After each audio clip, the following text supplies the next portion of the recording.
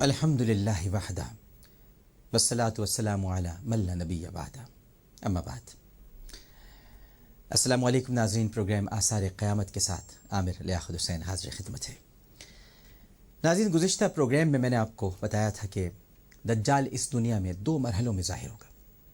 پہلے مرحلے میں اس کے اثرات ظاہر ہوں گے اور دوسرے مرحلے میں وہ خود جسمانی طور پر ظاہر ہو جائے گا۔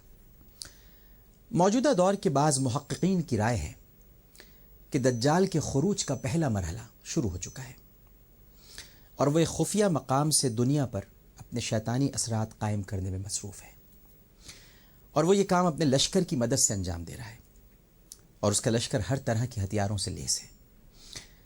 آپ کے ذہنوں میں ان ہتھیاروں سے کیا تصور بڑھتا ہے؟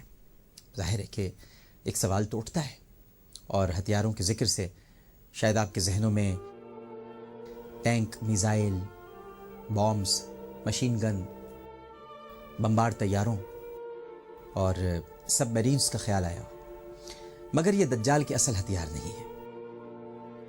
وہ یہ ہتھیار بھی استعمال کرے گا، مگر اس وقت جب وہ جسمانی طور پر نمودار ہوگا۔ اس وقت تو وہ ایک جزیرے میں قید ہے، اور اس جزیرے میں بیٹھ کر جس ہتھیار کی مدد سے وہ دنیا پر کڑی نگاہ رکھے ہوئے ہے، وہ ہتھیار ہے جاسوسی کا جدید ترین نیٹ ورک۔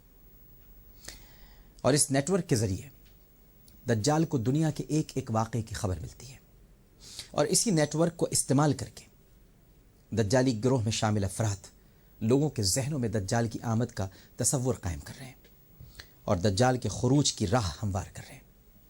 اس حوالے سے جو ہتھیار وہ استعمال کر رہے ہیں ان میں بین الاقوامی جاسوسی پر معمور خفیہ تنظیمیں، تربیت یافتہ جاسوس، جاسوس طیارے، جدید سیٹلائٹ سسٹم، CCTV کیمرے، اور یہ ہمارا الیکٹرانک جو میڈیا اس وقت آپ دیکھ رہے ہیں، یہ اور پرنٹ میڈیا شامل ہے۔ اس حوالے سے بہت سے ٹھوس دلائل موجود ہیں جن سے یہ ثابت ہوتا ہے کہ جاسوسی کے جدید ترین نیٹ ورک کی مدد سے دجال دنیا میں اپنی آمد کا راستہ بنا رہا ہے۔ یاد رکھیے کہ اس جزیرے پر جہاں دجال قید ہے وہاں وہ اکیلا نہیں ہے، بلکہ اس کے ساتھ وہ عجیب و غریب مخلوق بھی ہے جو کہتی ہے کہ میرا نام جساسہ ہے اور میرا کام دجال کے لیے جاسوسی کرنا ہے۔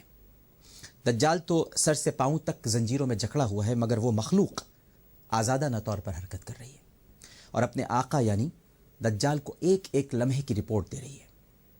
سورۃ الحجرات میں ارشاد ہوتا ہے وَلَا تَجَسَّسُوا، اور تجسس میں نہ پڑو، مگر وہ مخلوق کہتی ہے، یعنی وہ جساسہ جو کہ جاسوس ہے، وہ کہتی ہے کہ میں جاسوس ہوں۔ اللہ کو جاسوسی کرنا اور دوسروں کے معاملات میں مداخلت کرنا پسند نہیں ہے، مگر وسوسے پیدا کرنا اور جاسوسی کرنا شیطان کی عادت ہے، اور الجساسہ کیونکہ شیطان اور دجال کا نمائندہ ہے اس لیے اس کے لیے جاسوسی کی خدمات انجام دیتا ہے۔ یہی وہ جاسوس ہے ناظرین کرام جو اس دنیا میں پیش آنے والے ایک ایک واقعے کی خبر دجال کو دیتا ہے، اور جب یہ دجال سے کہے گا کہ اب تیرے لیے اس دنیا میں آنے کا ماحول پیدا ہو گیا ہے یا تیار ہے، تو دجال لوگوں کے سامنے نمودار ہو جائے گا۔ دجال اور اس کا جاسوس کس طرح لوگوں کے سامنے اچانک نمودار ہو جائیں گے اور اس کی عکاسی کیا ہوگی، اس وقت آپ اس منظر میں دیکھ سکتے ہیں جو اس وقت آپ کی ٹیلی ویژن اسکرین پر نظر آ رہے ہیں۔ وہ لوگوں کو بعض مخصوص نشانات بھی الاٹ کرے گا، جیسا کہ ابھی آپ نے دیکھا۔ الجساسہ کے کام اور مقاصد کا موجودہ دور سے کیا تعلق ہے، اس حوالے سے بعض حقائق میں آپ کے سامنے لانا چاہتا ہوں۔ جاسوسی ایک ایسا عمل ہے ناظرین کرام جو جنگی حکمت عملی کا ایک نہایت اہم حربہ ہے، اور آج کے دور میں ایک منظم انٹیلیجنس نیٹ ورک کے بغیر کسی جنگ میں فتح کا تصور بھی ممکن نہیں ہے۔ ابھی آپ کے سامنے ایبٹ آباد کا واقعہ ہے۔ دوسری جنگ عظیم میں بھی جاسوسوں کا کردار بہت اہم تھا۔ اس وقت بھی دنیا کے بعض ایسے ممالک میں جاسوسی کا ایک منظم نیٹ ورک موجود تھا جو دنیا میں ایک دجالی ریاست کے قیام کے لیے اپنا کام کر رہے تھے، اور ان ممالک کا کام دنیا کے مختلف حصوں میں بسنے والے افراد کو اپنا ایجنٹ بنانا تھا، اور دنیا کے تقریباً ہر ملک میں جاسوسی کا یہ نیٹ ورک موجود ہے، اور اس وقت بھی موجود تھا، جو مختلف ملکوں کی افواج، دفاع اور تعمیراتی منصوبوں پر نظر رکھتا تھا، تاکہ وقت پڑنے پر ان معلومات سے فائدہ اٹھا کر اس ملک پر دباؤ ڈالا جا سکے۔ چونکہ دجال قید ہے اور حرکت نہیں کر سکتا، لہٰذا الجساسہ یعنی دجال کا جاسوس اس کے لیے دنیا بھر کی جاسوسی کا فریضہ انجام دے رہا ہے اور دجال کو ایک ایک چیز اور ایک ایک حرکت کی رپورٹ دے رہا ہے۔ عالمی حالات اور واقعات کے ایک ایک لمحے سے دجال کو آگاہی مل رہی ہے۔ اس طرح کہا جا سکتا ہے کہ دجال ایک ایسے جدید نیٹ ورک سے منسلک ہے جو بیرونی دنیا کی سب سے بہترین جاسوسی کر رہا ہے۔ دوسرے الفاظ میں ہم یہ بھی کہہ سکتے ہیں ناظرین کہ دجال کا لشکر اس کے لیے جاسوسی کی یہ خدمات انجام دے رہا ہے۔ دجالی گروہ میں شامل جاسوسوں نے خفیہ تربیت کے ذریعے ایسی صلاحیتیں حاصل کر لی ہیں جن کی مدد سے وہ عالمی نظام پر اثر انداز ہو رہے ہیں۔ دجال کا لشکر کئی خفیہ تنظیموں پر مشتمل جو دجال کے اشاروں پر ہی حرکت کرتی ہیں وہ ہے، اور ان خفیہ تنظیموں نے جاسوسی کو جنگی مقاصد کے لیے استعمال کیا اور بعض ایسی ریاستوں کی بھرپور مدد کی جو دنیا میں ایک دجالی ریاست کے قیام کے لیے کام کر رہی تھی۔ کہا جاتا ہے ناظرین کہ دنیا کا مشہور ترین جاسوس لارنس آف عربیہ، جس پر ہالی ووڈ میں کئی فلمیں بھی بنائی گئی ہیں، اس کا تعلق بھی کسی ایسی ہی تنظیم سے تھا۔ لارنس آف عربیہ نے جاسوسی کے خفیہ نیٹ ورک کو استعمال کرتے ہوئے اہل عرب کو تقسیم کیا اور دجالی ریاست کے قیام میں مدد دی۔ اس طرح ہم کہہ سکتے ہیں کہ لارنس آف عربیہ بھی دجال کا ایک اہم سپاہی تھا اور دجال کے لیے کام کرتا تھا۔ میجر جان آندرے، ماتا ہری اور نیتھن ہیل، یہ بھی وہ کردار ہیں جنہیں جاسوسی میں مہارت حاصل تھی اور انہوں نے اپنی ریاستوں یعنی جہاں وہ رہتے تھے ان کے لیے خدمات انجام دی۔ اور آج دنیا کا شاید ہی کوئی ایسا ملک ہوگا جس کی اپنی انٹیلیجنس ایجنسی نہ ہو۔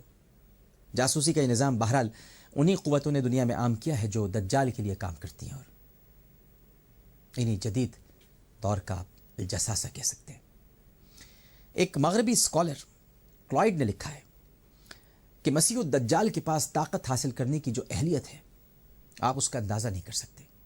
کلائڈ کہتا ہے وہ نگرانی کے نہایت حساس طریقے استعمال کرے گا اور ہماری ٹیکنالوجی کی تمام تر ترقی کے باوجود دنیا کو اس طرح اپنے قبضے میں لے لے گا کہ اس سے پہلے کی کوئی بھی نسل وہ ایسا نہیں کر سکتی تھی، اس کے لیے ممکن نہیں تھا۔ دنیا کی نگرانی کے لیے دجال کے پاس بہت سارے طریقے ہیں، بہت سارے ہتھیار ہیں، اور ان میں سب سے اہم ترین ہتھیار لوگوں کے ذہنوں پر اپنا اثر قائم کرنا ہے۔ اور انہی ہتھیاروں میں سے ایک اہم ہتھیار وہ لٹریچر ہے ناظرین، اور وہ فلمیں ہیں جو لوگوں کے ذہنوں میں تجسس پیدا کرتی ہیں۔ دوسری جنگ عظیم کے بعد ایک نہایت منظم طریقے سے دنیا بھر میں ایسا لٹریچر عام کیا گیا جس کا تعلق جاسوسی سے تھا۔ مسٹری میگزین، ڈیٹیکٹیو اسٹوریز اور شیرلاک ہومز ان کا کردار اس کی نمایاں مثال ہے۔ اس طرح بڑی تعداد میں ایسی فلمیں بنائی گئیں جن میں ایڈونچر، سسپنس اور تھرل پایا جاتا تھا۔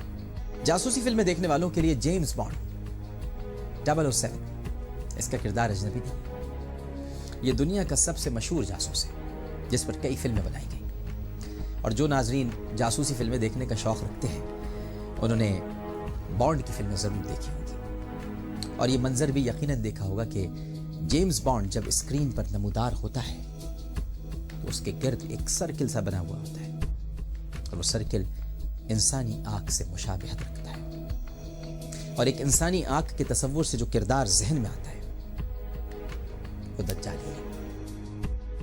کیا یہ محض ایک اتفاق ہے؟ دیکھتے ہیں، انکشافات کا یہ سلسلہ جاری رہے گا، مگر پہلے ہم لیتے ہیں ایک چھوٹا سا بریک۔ وقفے کے بعد دوبارہ حاضر ہوں گے، آپ سے ملاقات ہوتی ہے ایک وقفے کے بعد۔